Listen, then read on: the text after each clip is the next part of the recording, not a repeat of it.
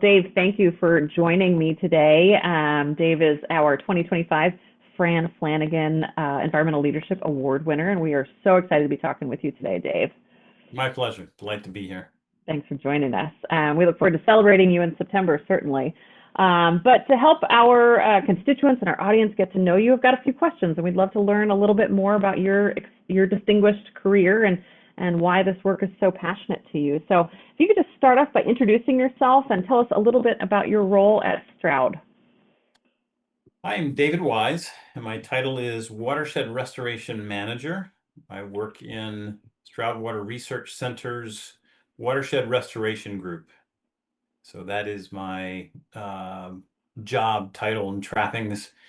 That work is primarily providing resources, programs, partnerships to support farmers and other landowners to do the conservation that they are willing to do if the finances are not a barrier.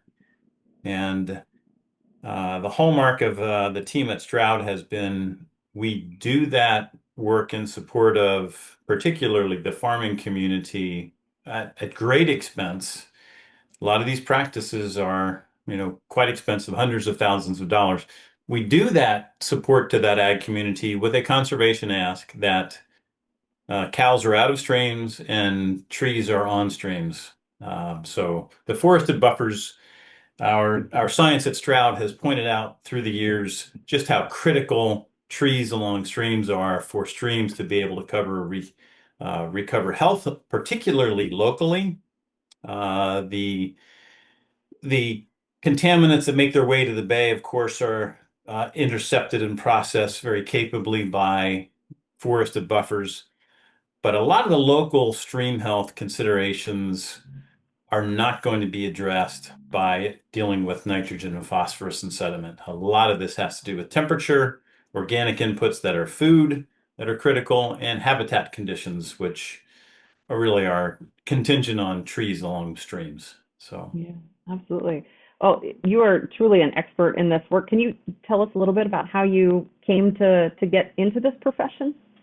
Yeah, you don't start as an expert. I started as somebody who killed trees by the tens of thousands back in the early part of Pennsylvania's CREP program when we simply did not know enough. And it turns out, had I been reading professional literature, Bern Sweeney, our former director, had been publishing what it takes to have successful forest buffer establishment on riparian areas, former ag lands, pastures, whatever.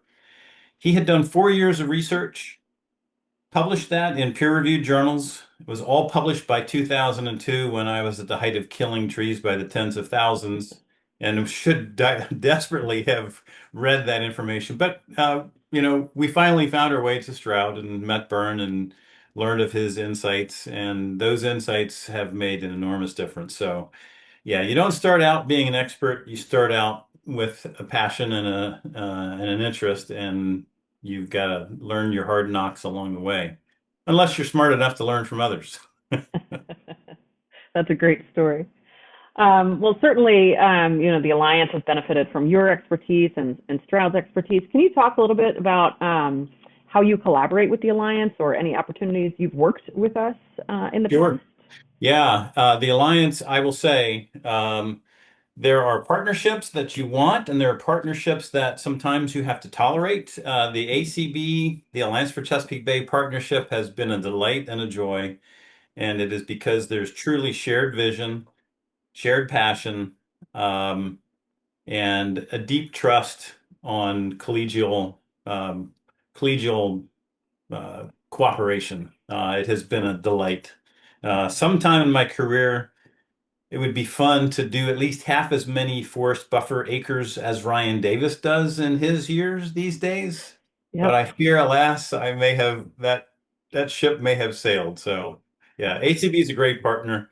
We share passion, priorities. We also share a lot of technical insights and, frankly, in the trenches insights of how to make funding work, what funders are expecting of us, how to be savvy in all of our dealings. And There's a lot of business side of this. There's a lot of sausage making that has to go on, and being able to share ideas and compare notes with the likes of Craig Highfield and Ryan Davis uh, and others at Alliance for Chesapeake Bay has been enormously beneficial. It's great. Our forest team was certainly the team that nominated you, so we're excited to honor you with this award and appreciate that you enjoy working with them too. Yep. There's lots more trees to plant for sure. I'm wondering, I'm thinking about your vast experience throughout your career and just asking you to reflect back for a second and just thoughts on any advice you may have for someone getting started in this field, whether they're a volunteer, whether they're a professional, or entering school, or at any stage of their life. Do you have any advice or for those folks? I think I was in my 30s before I understood why country clubs and golf courses and social clubs like that exist. And it is for the it's for the people connections and the sharing of insights and information. Um, I tend to work a lot alone, and I'm content to do that. Um, but it has been a real hallmark of um, my learning that I have learned far more by rubbing elbows with peers than I have learned through any of the formal channels that, really made or broke, a usefully educated career path. Um, College and graduate school were valuable, but we put a man on the moon when I was 8 years old, and we are still figuring out how to do reforestation of our streamside areas cost effectively. And it's mind blowing at one level. Um, some people have heard me say, this isn't rocket science. This is much, much harder. Rocket science is projectile motion through a vacuum with a limited number of variables. However difficult and challenging they may be mathematically, they pale in comparison to the complexity of the ecological realities that we deal with, the complexities of disease, the complexities of seasonality, of climate change, of species differences. There's a million things to manage just on the biological side, never mind the fiscal side and the sort of the business management side of things. So my uh, great sources of my learning have been peers, and that includes if one has the humility to learn from contractors. I have learned a lot from the contractors that I have worked with, whose boots are on the ground and who are living the realities that make or break projects. And it becomes really valuable when you have a set of contractors who are as committed to this work as you are yourself. That is a privileged position to be in, and I really have that. And I will say thank you, Bill Tatey, for being basically a process engineer who has decided that his second career, maybe third, I don't know. Bill is not a young man, and he still has his head in the game, figuring out how to do this work better.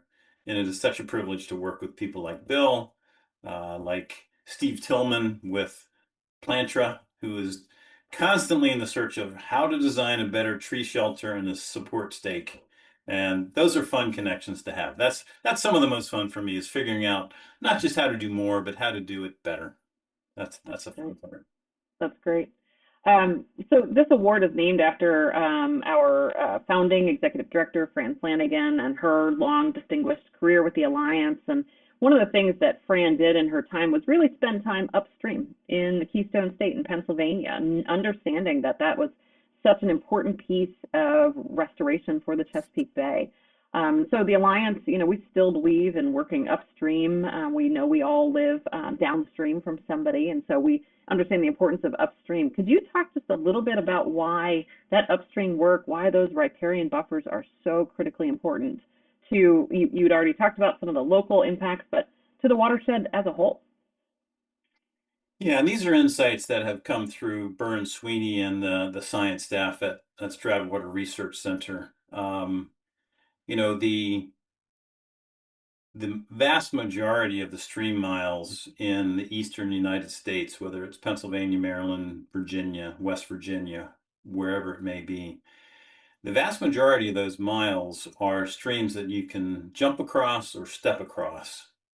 And they are, in essence, the capillary beds for our much larger waterways. And it is where the vital exchanges of good stuff and the unfortunate exchanges of bad stuff are taking place. And to be um, deceived or to be captivated by the larger streams is really to miss where the efficient opportunities are to make differences in the downstream water quality and stream health. And I, it is, it has been a continuing truism that if we fix things upstream, the downstream areas can take care of themselves much, much better. Absent fixing them upstream, there is no downstream fix in our experience. So, yep.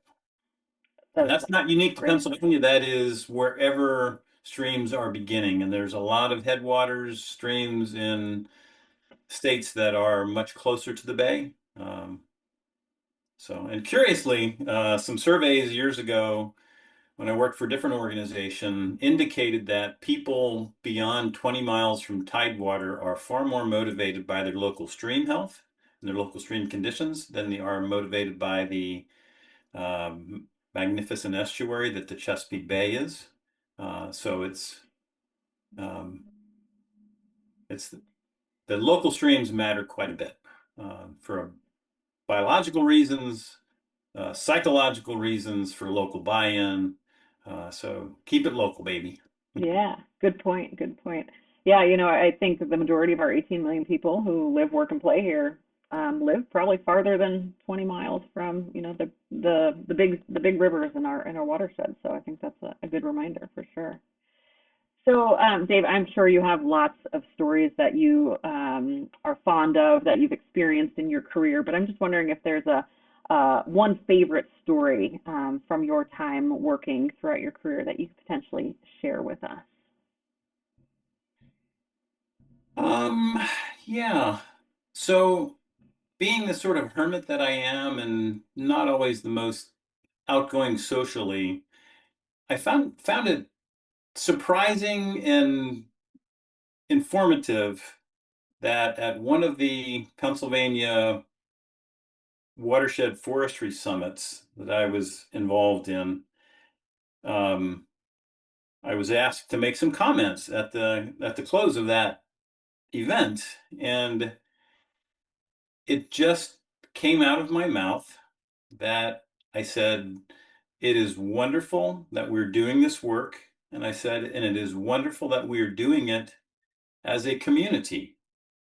And that that was a genuine sentiment that just emerged out of what I had experienced in those few days in that conference context. And I think that is one of the deep joys that I have in this whole career has been those connections and frankly sharing ideas, sharing insights, with people as passionate as I am about this work, to be able to build those connections and enjoy them has been wonderful. And that's really been one of the joys of my later career has been um, sharing insights, convening a roundtable across the Mid-Atlantic on buffer reforestation insights, and just rubbing elbows with a lot of really great people. That's great. Yeah, community is so important in this work going forward. Sounds like it's one of the things that gives you hope for the future there. Certainly. I'm wondering as we kind of wrap up here, if you could maybe just leave us with some thoughts on what does give you hope for the future as you're looking ahead to riparian forest efforts and restoration efforts generally in the watershed. Yeah, and my hopes are not constrained to Pennsylvania or these United States. I think as I've reflected over the years, one of the continuing themes that gives me hope is watching the ascendancy of women in environmental work, in the work of our societies generally. I am so aware of the talented and I will say driven and dedicated women who are such an integral part of this work that we are doing. And I think my hope for the planet is if we can empower women, particularly in developing nations, if we can empower women to reach their potential, I think we have reason to have hope for the future of not just Pennsylvania or the United States, but truly the planet. So, yeah. That was a great answer. I appreciate that. Well, thank you, Dave, for joining us and sharing a little bit more about your career. And like I said, we look forward to celebrating you on September 4th in Marietta. So thank you Very for good. all you've done for our watershed. Thanks for bringing it to Pennsylvania. I love that. Absolutely. We'll see you upstream. All right. Kate, thanks so much. It's been a joy talking. Thank you, Dave. I All appreciate right. it.